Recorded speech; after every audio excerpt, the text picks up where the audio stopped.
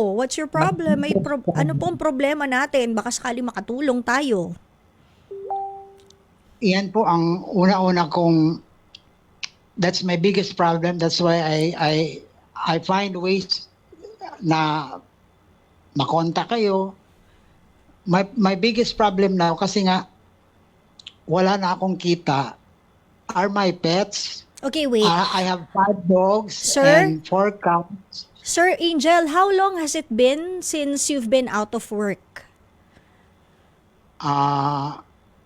Since Actually, since May 26, and officially, hindi naman ako pinasahod since then, itong May.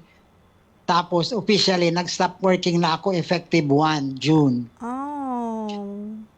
Okay, So, so ngayon, ano po ang my effect? biggest- Ano po ang effect nitong pagkawala ninyo ng trabaho sa sinasabi nyo ngang your biggest problem is your pets? What is the parang effect of this, yung iyong pagkawala ng trabaho sa iyo at yung sa mga pets nyo po?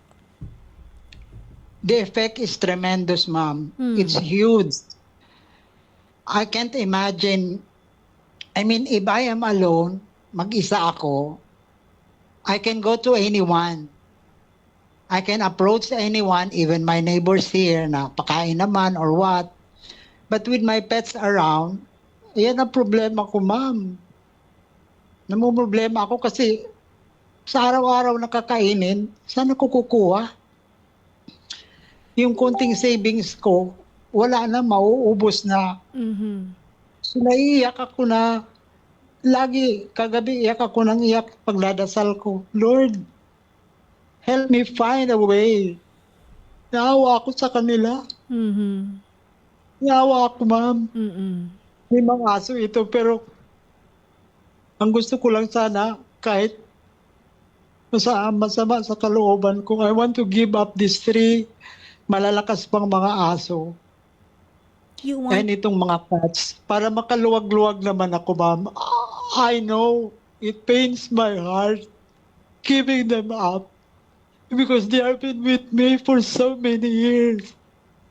Pero what can I do now? Wala akong mapapakain sa kanila. Okay. I'm looking for a shelter, ma'am, na matulungan ninyo ako. Okay. Sir, may tubig ka bang katabi dyan? Inom ka muna ng tubig. Okay. Kwentuhan muna tayo tungkol sa mga pets mo. Sabi mo, meron kang 5 aso. Ilan po yung pusa? 4 po. Okay. Inom ka muna ng tubig, sir. Ayan. Inhale. Exhale. Okay.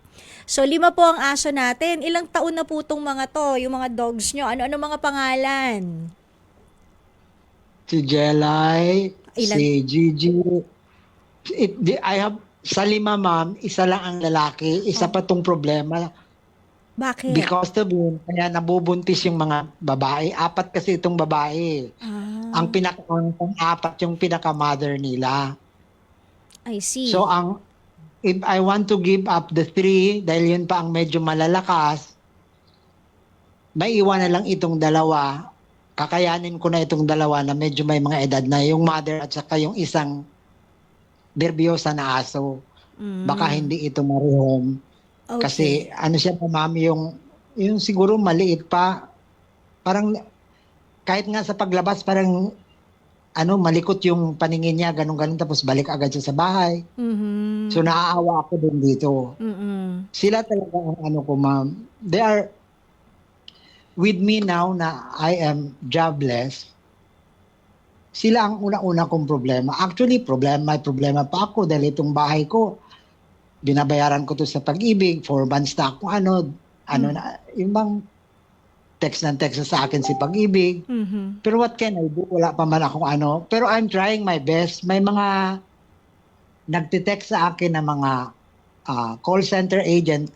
Kaso lang, call center companies, Quezon City man, ma'am, it's too far from here. So kwenta-kwenta ko parang Hindi ka, Lugi po oo, ako. totoo. Tsaka yung pamatay yung commute mo, sir.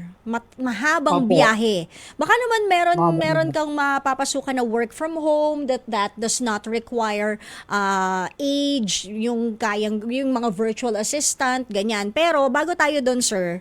So, eto yung 5 dogs mo. 4 females, 1 male. Yung pusa mo, ilan? 4 po. 4. Ilan ang babae, ilan ang lalaki? Actually, isa lang ang lalaki, ma'am. Puro babae. Din. Okay. Teka, sandali.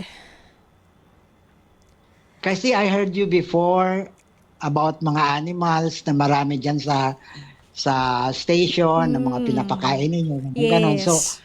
I was praying hard na to find a way na makontak talaga po kayo. Mhm. Siguro God help me find a way na makontak kayo para because of this problem. They are my primary problem really, my dogs, Pero my they are pets. also your source of joy and your source of kahit papaano support ngayon, lalo na sa mga panahon ngayon, sir, 'di ba na you lost your job, sila yung Actually, they the are, your yeah. pets, 'di ba, are the They ones who are. keep you sane, 'di ba? Parang emotional Kaya, support, no? kaya lang, ma'am, ang problema ko nga yung pagpapakain ko sa kanila. Wala na akong mahuhugot na ano. Saan ako kukuha? Sabi ko sa sarili ko, I'm willing to suffer myself, pero sila, nakakaawa. Mm. Kaya talaga pinilit ko na makakita ng, may makatulong sa akin na makuha man lang sila sa shelter ba, ma'am? Teka, wait lang Pamps, patawag si Ma'am Rina, ha? Patawag si Ma'am Rina. Sige, Sir Angel, papatawagin natin si EP Pampy tsaka si Jake sa aking isa sa mga sukatan ng tunay na pagkakaibigan na si Ma'am Rina Ortiz. Si Ma'am Rina Ortiz po, siya ang co-founder ng Biyaya Animal Care and also of Biyaya Animal Sanctuary na malapit lang sa'yo. Di ba sabi mo, taga saan ka? Cavite sa Tansa Cavite. Tansa Tansa po. Cavite. Oh, taga Tansa Cavite ka. Ang kanilang Opo. shelter ay nasa Alfonso Cavite lang. So, kausapin natin. Ah, Andiyan na si yes. Ma'am Rina. Okay, andito na. Sir Angel, andito si Ma'am Rina. Nasa kabilang linya na siya. Ma'am Rina, good evening. So, good evening po. Good evening po. Ayan, Ma'am Rina, umiiyak si Sir Angel. Hindi ko na rin kaya. Sobra ko nalulungkot because mahal na mahal niya yung mga pets niya, pero he is willing to sacrifice the welfare of his pets kahit na masakit daw sa kalooban niya kasi na-lay off siya sa trabaho. He's 59 years old. Nobody might want to take him in dahil sa kanyang age na rin. So, pinoproblema niya. Gusto niya mapabuti pa rin yung kanyang mga cats and dogs. So, baka pwede kayo mag-usap. Sir Angel, meet Ma'am Rina. Ma'am Rina, meet Sir Angel. Go ahead po. Ma'am Rina, good evening. Good evening, Ma'am Rina. Good evening I'm po, from- Sir Angel. Ma'am, I am from Tansa, Cavite. Meron Yes po po. akong 5 aso at 4 na pusa. Unfortunately, nawalan po ako ng trabaho. Ito lang effective June 1. So my day-to-day existence is a problem because itong mga pets ko, dati-dati nakakain sila ng 2-3 beses ang araw pag nandito ako. Ngayon 1 beses na lang, ma'am. Lagi nakatingin sila sa akin. Wala kasi ako mapapakain na sa kanila, ma'am, dahil wala na akong trabaho. Wala na, Yeah. ubos na yung Yes, savings ko. That's why I'm trying to Oh, contact Madam Laila para matulungan ako. Please help me, ma'am. Sir Angel, yung mga alaga niyo po, is kapon na po sila or hindi pa? Itong isang lalaki, ma'am, isa yan sa problema ko. Hindi pa siya kapon. So, siya ang dahilan kaya hindi nabubuntis lagi yung mga babae dito. So, of the Okay. 5, even it pains me so much because these pets, especially the dogs, they have been with me for quite some time. I have to give up the 3, yung medyo malalakas pa. kahit maiwan na lang itong Okay. dalawa na medyo mahina na, pero Okay. itong pusa at what saka I yung can ano, Okay, what I can offer you is kunin namin yung mga pusa ninyo at yung aso ninyo, papabakuna Thanks, namin at ipapakapon natin at ibabalik namin yung dalawa na gusto mong to stay with you, tapos yung iba kukunin na lang po namin para hindi na kayo mahihirapan. ay salamat ma'am. Thank you, thanks God. Tama lang talaga na Oo. kontak ko sila madam, si Ma'am Laila sa shoutout. Thank you. Yeah. No, yeah, and then just leave your details with Ma'am Laila so we can go and visit you and see how things are, no? Yan. Apo, ma'am.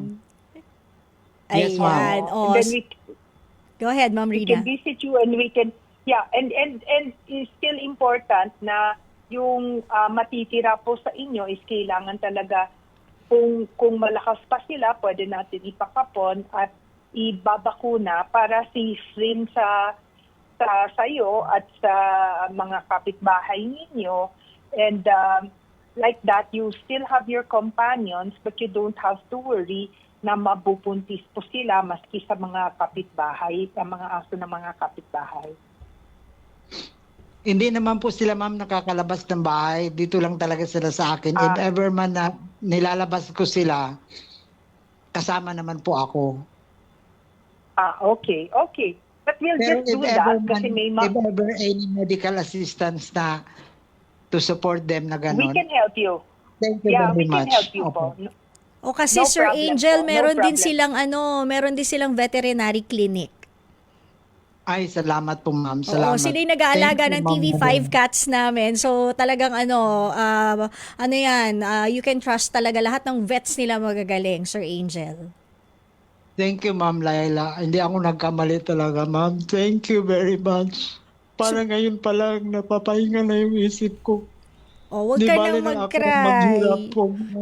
Hindi, tsaka wag mo iisipin na maghihirap ka. Basta, I'm sure ito pa lang yung first step, tapos mas magiging okay ng lahat. So, Sir Angel, medyo naubusan na rin tayo ng oras. Usap tayo off-air, and Ma'am Rina, I'll get the details of Sir Angel so that we can, Please, oo. Opo. Thank you so much, Ma'am Rina! Thank you! Thank you.